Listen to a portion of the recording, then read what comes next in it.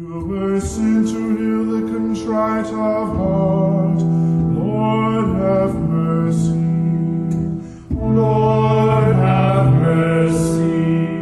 Olá, amigos do Spook Houses Casas Assombradas. Aqui é o Rodrigo e trago a vocês o 9º capítulo do nosso podcast, denominado Os Mistérios Sombrios do Vaticano, com o capítulo de O Papado e os Nazistas. Antes de começar, gostaria de pedir para que curtam a página do Spook Houses Casas Assombradas no Facebook, que se inscrevam e curtam nosso canal no YouTube, para que possamos trazer a vocês um conteúdo de qualidade. Assim, sentem-se, acomodem-se e se preparem para muitas descobertas interessantes e bons sustos a todos. Em 21 de setembro de 2006, a Agência de Notícias Católicas de Roma informou que os documentos encontrados dos arquivos do Vaticano demonstravam que o cardeal Eugênio Pacelli, futuro Papa Pio XII, defendeu clérigos antinazistas e censurou padres que expressavam admiração por Adolf Hitler. A agência disse ainda, o historiador alemão Hubert Wolff disse à Associated Press que as gravações dos encontros do Vaticano realizados no final dos anos 1930 mostram que o adoecido Papa Pio VI confiava no cardeal Pacelli, então secretário do Estado, para reforçar a posição do pontificado contra o nazismo e o fascismo. Segundo Wolff, o Papa Pio VI apenas se benzia e dizia: nosso secretário de Estado encontrará uma solução. Os arquivos, que cobrem o período de 1922 a 1939, podem oferecer respostas a uma controvérsia em torno do cardeal que depois se tornou Papa, que tem sido acusado por alguns historiadores de não ter feito bastante para proteger os judeus contra o Holocausto. O Vaticano insiste que o Papa Pio XII usou de diplomacia discreta para salvar milhões de judeus. Muito se sabe a respeito da relação entre o Papa Pio XII e os nazistas, mas muitos acreditavam que os arquivos do Vaticano contêm documentos e outras evidências comprometedoras para a Igreja. Nos anais oficiais do Vaticano, Pio XII, que morreu em 1958, é descrito como um santo pastor que conduziu seu rebanho com grande coragem moral em tempos difíceis. Para muitos estudiosos, ele era pior do que a encarnação do diabo. O Papa de Hitler, no mínimo um covarde, que se recusou a falar contra o extermínio dos judeus, ciganos e homossexuais em câmaras de gás, mesmo diante de evidências inegáveis do que estava acontecendo, com receio de que suas palavras atraíssem a agressão nazista. Em 2006, o jornal britânico The Independent declarou: mês a mês, ano a ano, mais evidências surgem de outras fontes a respeito das simpatias do Vaticano durante a Segunda Guerra Mundial. O que se sabia era que em 1933, como representante do Vaticano na Alemanha, o futuro Pio XII fizera um acordo com Hitler, cujas tendências autoritárias ele admirava, para fechar o partido do centro alemão, dominado pelos católicos e que fazia oposição cerrada ao nacional-socialismo. Esse acordo se baseou naquele feito pelo Vaticano em 1929 com Mussolini, o líder fascista italiano. Ao ser eleito Papa em 1939, Pio XII suprimiu um documento que denunciava Hitler, a encíclica Mit Benedach Sur, com profunda preocupação, escrita por Pio VI em 1937. Durante a guerra, Pio XII não fez nenhum pronunciamento público condenando o Holocausto, exceto por uma única frase ambígua em uma mensagem de Natal de 26 páginas de 1942. Entre as várias acusações controversas feitas contra ele estão as de que não fez nada para proteger os judeus de Roma, enquanto os nazistas e os fascistas italianos os conduziam para as câmaras de gás. Proibiu mosteiros e conventos de abrigar judeus que estivessem tentando fugir dos nazistas, permitiu que a igreja lucrasse com bens saqueados das vítimas dos nazistas e fechou os olhos para a ajuda dada pelas ordens religiosas católicas, especialmente na Croácia. Os criminosos de guerra nazistas, em sua fuga para começar uma nova vida na América Latina, usando o que era conhecido como Red Lines, literalmente linha de rato. A igreja negou vigorosamente todas essas acusações, mas os historiadores argumentaram que, sem acesso aos arquivos do Vaticano da época da guerra, não poderia haver uma verificação independente de alegação do Vaticano de que Pio XII estava livre da mancha do pecado. Em 1999, o livro O Papa de Hitler, o inglês John Cornell afirmou que, aparentemente, Pio XII estava preparado para suportar qualquer atrocidade nazista, porque enxergava em Hitler um bastião contra o avanço do comunismo ateu na Rússia por toda a Europa. Ele escreveu que o futuro Papa, desde o início, mostrava tendências antissemitas e que seu empenho para promover o absolutismo papal o levaria inexoravelmente à colaboração com os líderes fascistas. Cornwell mostrou o secretário de Estado, cardeal Pacelli, implementando objetivos diplomáticos que destruíram o partido político católico da Alemanha, que poderia ter impedido os excessos de Hitler. O fracasso de Pacelli em se contrapor com firmeza aos nazistas foi mais do que um fracasso pessoal, diz Cornwell. Foi o fracasso do próprio ofício papal. Aparentemente, para contestar o livro de Cornwell, a Igreja concordou em permitir o acesso a um grupo de 6 especialistas judeus e católicos indicados pelo Vaticano e pelo Comitê Judaico Internacional para Consultas Interreligiosas, o International Jewish Committee for Interreligious Consulting. Em julho de 2001, os membros judeus do grupo renunciaram, citando a falta de respostas positivas por parte do Vaticano. Em 2003, o Vaticano anunciou que permitiria um exame limitado dos documentos relacionados a Pio XII nas salas de leitura do Arquivo Secreto do Vaticano e da Congregação para a Doutrina da Fé. Líderes e especialistas judeus expressam considerável desapontamento. O Papa João Paulo II estava determinado a beatificar Pio, que, segundo o Vaticano, fizera tudo o que podia para salvar vidas, mas não tomou atitudes públicas com receio de colocar ainda mais em perigo judeus e católicos nos países ocupados pelos nazistas. O Vaticano reafirmou que abriria os arquivos assim que fossem colocados em ordem. Disse que o Papa havia decidido abrir os arquivos para colocar um fim a especulações injustas e ingratas. João Paulo II era o único com autoridade para abrir os arquivos e liberar documentos selecionados sobre os laços do Vaticano com os alemães entre 1922 a 1939, quando o homem que depois se tornou Pio XII era o embaixador do Vaticano na Alemanha. Entre os primeiros documentos do período da guerra a ser liberados, segundo o Vaticano, estariam aqueles que tratavam da caridade e ajuda de Pio XII pelos prisioneiros de guerra. Queremos que os historiadores começam as grandes atividades de caridade e ajuda de Pio XII com os prisioneiros e outras vítimas de guerra, incluindo os de qualquer país, religião ou raça, dizia a declaração. No dia 13 de agosto de 2003, Lauren Goldenstein, repórter do The New York Times, informou que documentos diplomáticos divulgados recentemente por um historiador jesuíta mostravam que, enquanto servia como diplomata, o futuro Papa expressou forte antipatia pelo regime nazista em mensagem privada para funcionários norte-americanos. Um dos documentos era um memorando confidencial escrito em 1938 pelo cardeal Pacelli, que dizia: transigir com os nazistas deveria estar fora de questão. O outro é um relatório de um cônsul-geral norte-americano informando que, em uma longa conversa em 1937, o cardeal Pacelli chamou Hitler de uma pessoa fundamentalmente má e um canalha desonesto. Historiadores que viram os documentos disseram que eles reforçavam a opinião de que o homem que se tornou Papa Pio XII não era um simpatizante nazista e, na verdade, estava convencido de que os nazistas eram uma ameaça para a Igreja e a instabilidade da Europa. Mas os historiadores concordavam que os documentos de maneira nenhuma explicavam ou exoneravam a inação de Pio XII perante o Holocausto. Nenhum dos documentos mencionava a perseguição aos judeus que estava sendo perpetrada quando foram escritos. Os documentos foram descritos por Charles Gallagher, historiador jesuíta da Universidade de St. Louis, em um artigo na revista semanal americana. Gallagher, com 38 anos, era um ex-policial não ordenado jesuíta que estava estudando para se tornar um sacerdote. Ele disse que vira os documentos enquanto pesquisava para a biografia de outro diplomata papal mais obscuro. O Sr. Gallagher disse, numa entrevista, esperar que os documentos mostrassem que, como diplomata, o cardeal Pacelli defendeu sua causa contra os nazistas privadamente para outros diplomatas. Não chegaria ao ponto de dizer que esses documentos o inocentam, falou, mas creio que esses achados ajudarão a desfazer a impressão de que esse Papa era, como alguns o chamaram, Papa de Hitler. O Sr. Gallagher encontrou um memorando de Pacelli entre os papéis diplomáticos do embaixador Joseph Kennedy, guardados na Biblioteca Presidencial J.F. Kennedy em Boston. Joseph Kennedy serviu como embaixador na Inglaterra em 1938 a 1940.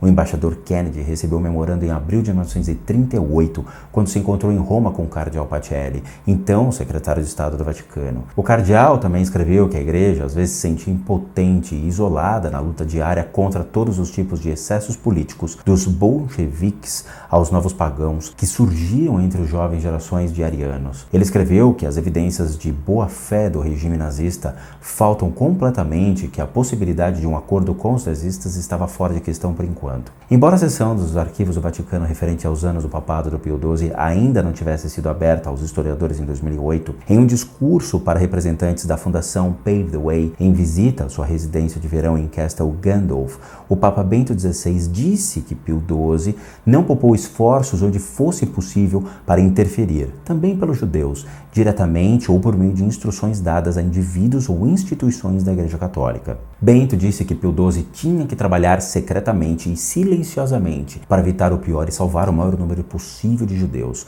repetindo declarações feitas por especialistas do Vaticano no passado. O Papa também disse que Pio XII recebeu o agradecimento dos grupos judeus durante e após a guerra por ter salvado a vida de milhares de judeus. Citou um encontro do líder da Igreja Católica Romana no Vaticano em novembro de 1945, com 80 sobreviventes dos campos de extermínio que foram agradecer pessoalmente por sua generosidade. Bento também disse que uma investigação mais aprofundada reforçaria a verdadeira história, superando todos os preconceitos remanescentes. A defesa do Bento foi feita alguns dias antes do 50º aniversário da morte de Pio XII, em 1958, enquanto prosseguia o processo de canonização iniciado por João Paulo II. Nascido em Roma em 1876, Eugenio Pacelli tornou-se padre e recebeu sua primeira indicação como cura em Chiesa Nuova, a igreja onde ele havia servido como coroinha. Aí ele ensinou o catecismo para as crianças. Ao mesmo tempo, prosseguiu os estudos para obter um doutorado em lei canônica e civil, e também doutorados em filosofia e teologia.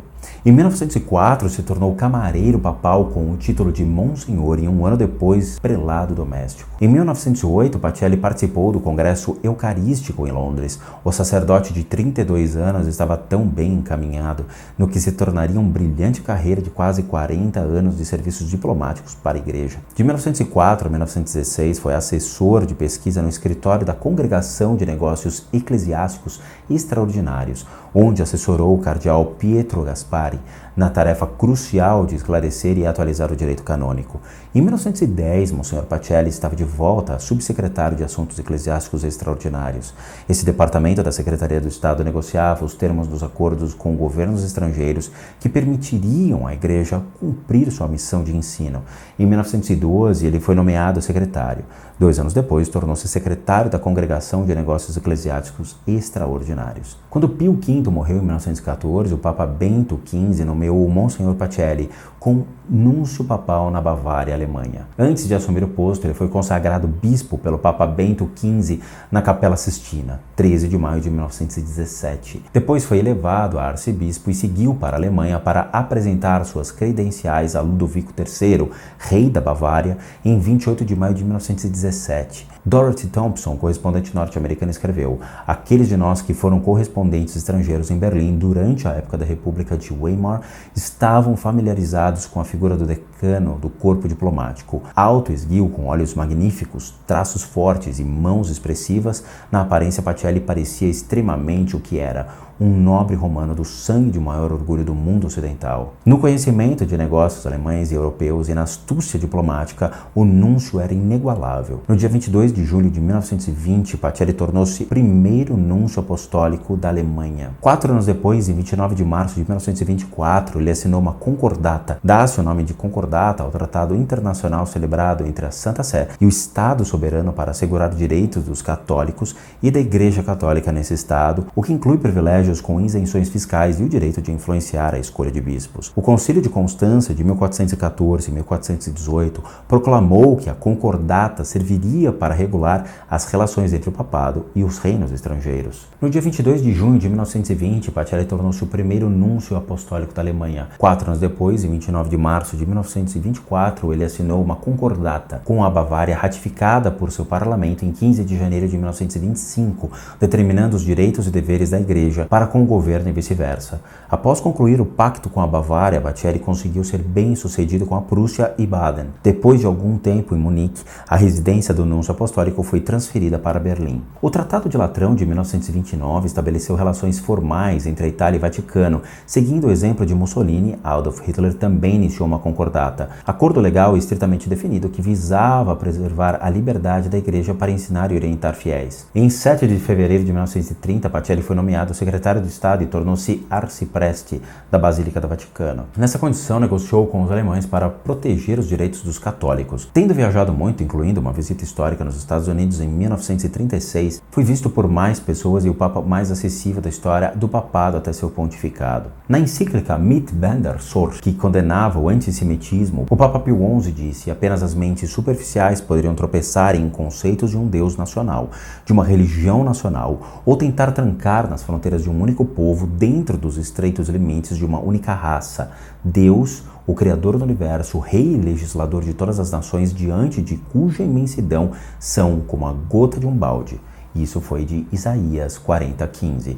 A encíclica preparada sob a direção do cardeal Pacelli, então secretário de Estado, foi escrita em alemão para facilitar uma divulgação mais ampla no país. Saiu da Itália sigilosamente, foi copiada e distribuída aos padres de todas as paróquias para a leitura de domingo de Ramos, 21 de março de 1937. Um memorando interno alemão, datado de 23 de março de 1937, afirmava que a encíclica era quase um chamado para a luta contra o governo de Reich. A encíclica Mit Bender Sorg foi confiscada. Os responsáveis pela impressão foram presos e as prensas apreendidas. O cardeal Pacelli voltou para a França em 1937 como legado papal para consagrar e inaugurar a nova basílica de Lisieux durante o Congresso Eucarístico e fez outra declaração antinazista. Ele presidiu mais uma vez, de 25 a 30 de maio de 1938, um Congresso Eucarístico em Budapeste. Os cardeais elegeram Eugênio Pacelli, o Papa de número 260, no dia de seu 63º aniversário, em 2 de março de 1939. Ele recebeu 71 dos 62 votos porque não votou em si mesmo e foi eleito pontífice. Depois de ter servido a Igreja sob 4 papas, Leão XIII, São Pio X, Bento XV e Pio XI, por quase 20 anos, Eugênio Pacelli adotou o nome de Pio XII. Imediatamente após a sua eleição, Pio XII lançou um chamado para sua Conferência de Paz dos líderes europeus. Documentos mostram que, em uma tentativa de última hora para evitar o derramamento de sangue, o Papa convocou uma conferência envolvendo Itália, França, Inglaterra, Alemanha e Polônia. O plano de paz do Pio XII baseava-se em 5 pontos: a defesa das nações pequenas, o direito à vida, o desarmamento, uma espécie de nova Liga das Nações e um apelo pelos princípios morais de justiça e amor. Pio XII encontrou-se então com os cardeais alemães presentes no recente conclave. Esses encontros deram a ele provas e informações diretas que motivaram o conteúdo de sua primeira encíclica, Summi Pontificatus. Com data de 20 de outubro de 1939, essa encíclica foi um forte ataque ao totalitarismo. Nela, Pio XII destacou os governos que, por sua deificação do Estado, colocavam em perigo o espírito da humanidade. Ele falou sobre restabelecer o fundamento da sociedade humana em uma origem na lei natural, a sua fonte em Cristo, o único verdadeiro governante de todos os homens e mulheres de todas as nações e raças. Pio XII advertiu qual época tem sido, apesar de todo o seu progresso técnico e puramente cívico, mais atormentada do que a nossa pelo vazio espiritual e profunda pobreza interior. O mundo havia abandonado a cruz de Cristo por outra, a suástica, que traz apenas a morte. No dia 24 de agosto de 1939, ele deu a cada representante papal o texto de um discurso pedindo-lhes que entregassem a seus respectivos governos. Naquela noite, leu o discurso para o mundo, pelo rádio. O perigo é iminente, mas ainda há tempo. Nada se perde com a paz, tudo pode ser perdido com a guerra. Que os homens retomem a compreensão mútua, que os homens iniciem novas negociações, conferenciando com boa vontade e com respeito pelos direitos recíprocos. Confinado na cidade do Vaticano durante a Segunda Guerra Mundial pelas forças de ocupação alemã, o Papa Pio XII era quase universalmente considerado um homem santo, um estudioso, um homem de paz, uma fortaleza. Depois da guerra, se tornou o primeiro pontífice a aparecer na televisão. Quando morreu em 9 de outubro de 1958, a futura primeira-ministra de Israel, Golda Meir, disse: quando o terrível martírio se abateu sobre o nosso povo, a voz do Papa se ergueu por suas vítimas. A vida do nosso tempo foi enriquecida com uma voz falando sobre as grandes verdades morais, acima do tumulto do conflito cotidiano. Choramos um grande servidor da paz. O jornal do Vaticano, L'Osservatore Romano, descreveu seu funeral como o maior na longa história de Roma, superando até de Júlio César. Como o corpo não havia sido embalsamado apropriadamente, começou a se decompor enquanto estava na Catedral de São Pedro. Enquanto perdia a cor, o corpo irradiou um odor tão forte que um dos membros da guarda suíça desmaiou. O odor e a descoloração, aliados ao fato de Pio XII praticar exercícios regularmente e estar bem de saúde, levaram os teóricos da conspiração a acreditar que ele teria sido envenenado. Uma semana antes de sua morte, ele se queixou de dores abdominais e soluços. O Papa lutou para manter sua rigorosa agenda, mas um dia, enquanto era examinado pelo médico, subitamente gritou alarmado: "Dio mio, non ti vedo!" Meu Deus, não consigo ver. Era um derrame. Com a visão rapidamente restaurada, ele chamou um secretário de Estado, Angelo Dell'Acqua, e perguntou por que as audiências papais foram canceladas. Ele recebeu a Santa Comunhão e a extrema unção de seu secretário, o jesuíta alemão Padre Robert Leibach, mas olhou para o termômetro enquanto lhe tirava a temperatura e disse: "Não é grave." Quando viu que marcava 37,2 graus centígrados, naquela noite ele tomou um copo de vinho tinto e pediu que colocassem a primeira sinfonia de Beethoven. Às 7h30 da manhã seguinte, um segundo derrame deixou-o inconsciente. O Papa demorou 20 horas para morrer. Segundo o costume do Vaticano, não houve autópsia. Mais tarde, diante das afirmações de que Pio XII havia colaborado com os nazistas e fizera pouco para ajudar os judeus, cresceram as exigências para que o Vaticano abrisse seus arquivos sobre os anos da guerra de Pio XII.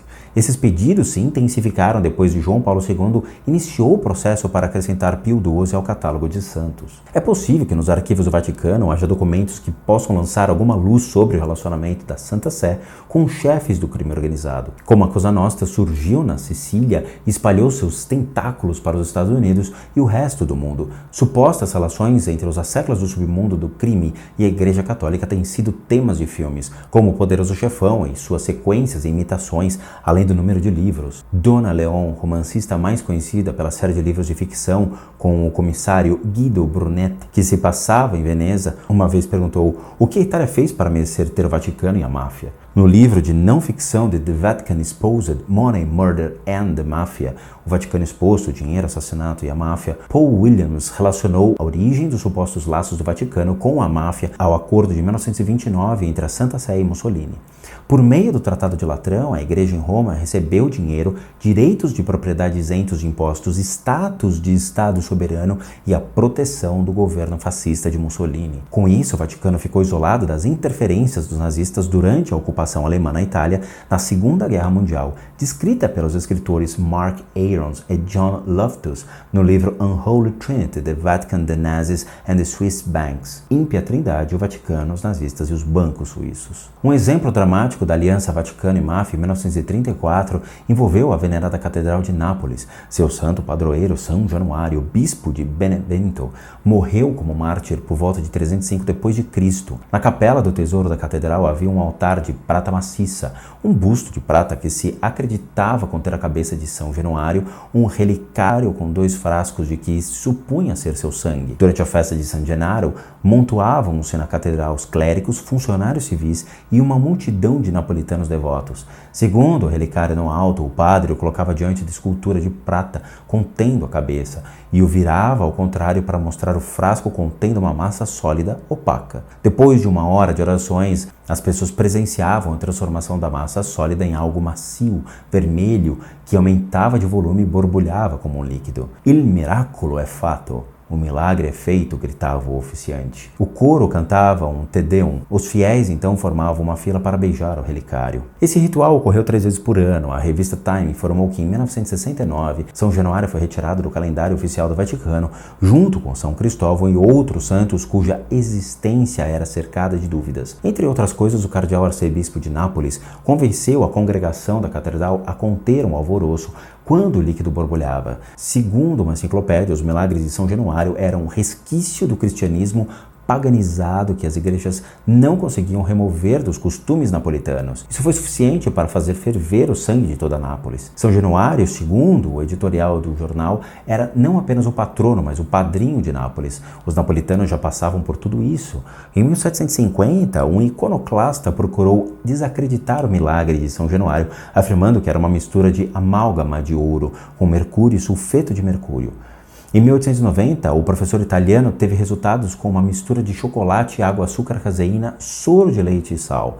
Nem mesmo as dúvidas do Vaticano assombram os napolitanos. Depois que São Januário perdeu seu lugar no calendário da igreja, um seguidor fervoroso rabiscou no altar do santo na catedral: San Gennaro non frega niente. São Januário não dá a mínima. Na Segunda Guerra Mundial, enquanto as forças norte-americanas seguiam das areias do Salerno, onde haviam desembarcado, em direção a Nápoles, o Vaticano, tendo ouvido boatos de que os alemães, antes de se retirar, planejavam derreter a prata do altar de São Januário para pagar pela ocupação do sul da Itália. Entrou em contato com a máfia e pediu sua colaboração. A máfia, também imensamente religiosa, aceitou a proposta do Vaticano com um entusiasmo piedoso. Como haviam colaborado com os alemães desde o início da ocupação, tinham permissão para transportar comida e artigos do mercado negro de Nápoles para Roma. Assim, a prata do altar foi levada em caminhões da máfia até a entrada do Vaticano, onde foi guardada em segurança. Morando em Nápoles, nessa época, estava o figurão do crime organizado norte-americano Vito Genovese, que fora deportado dos Estados Unidos em uma ação de repressão ao crime que colocara o chefão genovês Charles Lucky Luciano na prisão. Quando o exército norte-americano ocupou Nápoles, descobriu que seu trabalho seria mais fácil se tivesse a ajuda de Genovese e dos mafiosos napolitanos. Michele Sindona estava entre os italianos que também descobriram que para fazer o negócio em Nápoles em 1943, Genovese era o nome que deveria ser procurado. Michele Sindona, siciliano, que seria o futuro sócio de Roberto Calvi, no escândalo do Banco Vaticano, estudou direito e durante a guerra envolveu-se com o negócio do limão. Segundo Luigi Di Fonso, o biógrafo de Sindona, ele precisava comprar um caminhão para transportar os limões. Para conseguir isso, Michele Sindona precisava de proteção da máfia porque ela controlava a indústria e poderia lhe fornecer os documentos que ele precisava apresentar no controle das fronteiras. A ajuda veio de um bispo local. Ele fez o contato com Genovese. O resultado não foi apenas um caminhão, mas também papéis falsos em uma rota segura para os seus negócios. 20 anos depois, as investigações a respeito do assassinato de Roberto Calvi revelaram o fluxo de dinheiro da família Corleone da máfia siciliana, a verdadeira e não a do poderoso chefão, para Sindona e o Banco do Vaticano. Em um exemplo de ficção imitando a vida, em O Poderoso Chefão 3, Michael Corleone tenta obter respeitabilidade e riqueza por intermédio de uma empresa legítima procurando comprar ações do Vaticano e uma holding internacional do ramo imobiliário, do qual o Vaticano detinha um quarto do controle. Ele negocia uma transferência de 600 milhões de dólares para o Banco do Vaticano com o arcebispo Gildea, que afundara a Santa Sé em dívidas devido à má administração e à corrupção. Enquanto os cineastas têm proporcionado entretenimento implicando em um Vaticano cinematográfico em conspirações, e os historiadores têm mergulhado nos arquivos do Vaticano sobre os anos anteriores à Segunda Guerra Mundial, a Santa Sé se recusa a abrir os restantes dos documentos sobre o reinado do Papa Pio XII, 1939 e 1958. Apesar dos pedidos constantes dos pesquisadores, o Vaticano diz que alguns estão fechados por questões de organização, mas que os documentos mais significativos em relação ao Papa Pio XII já estão disponíveis para os estudiosos. A pressão para que os arquivos sejam abertos é feita principalmente por grupos judaicos e sobreviventes do Holocausto. Até que os arquivos secretos do Vaticano sejam abertos, os registros de Pio vis-à-vis com os judeus continuarão a ser fonte de controvérsias e disputas, disse Abraham Folksman, diretor da Liga Antidifamação ADL, Anti-Defamation League. Nós insistimos veementemente para que o Vaticano faça o do acesso total e restrito aos arquivos desse período sua maior prioridade e chame todas as partes interessadas para ajudar. Embora os arquivos do Vaticano, referentes ao período da Segunda Guerra Mundial, continuem secretos, outras fontes revelaram que o Vaticano, às vezes em colaboração com o governo norte-americano, ajudou criminosos da guerra nazistas a fugirem. Eles saíram da Europa e seguiram para países da América do Sul, principalmente a Argentina, seguindo uma rota de fuga que ficou conhecida como Red Line, linha de rato. Bom, meus amigos do canal, espero que tenham gostado desse incrível tema e espero vê-los nos próximos podcasts, o qual falarei sobre espiões e ratos. Grande abraço a todos e bons sustos! You listen to heal the contrite of heart. Lord have mercy. Lord have mercy.